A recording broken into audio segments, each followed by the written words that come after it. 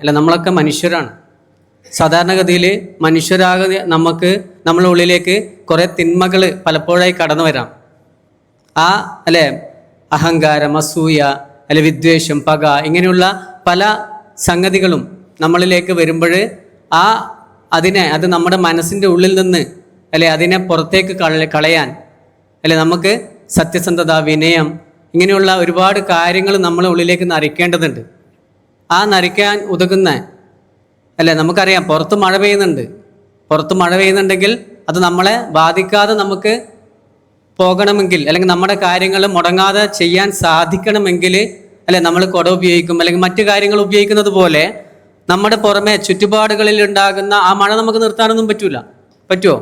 മഴ നമുക്ക് നിർത്താൻ സാധിക്കില്ല. പക്ഷെ ആ മഴയത്തും നമ്മുടെ കാര്യങ്ങൾ കൃത്യമായി മുന്നോട്ട് കൊണ്ടുപോകാൻ കുട സാധിക്കുന്നത് പോലെ, അല്ലെങ്കിൽ മറ്റു കാര്യങ്ങൾ സാധിക്കുന്നത് പോലെ പുറത്ത് നമ്മുടെ തിന്മകളാകുന്ന കാര്യങ്ങൾ നമ്മുടെ ഉള്ളിലേക്ക് വന്നു ചേരാം. പക്ഷെ അപ്പോഴും എന്ത് വേണം?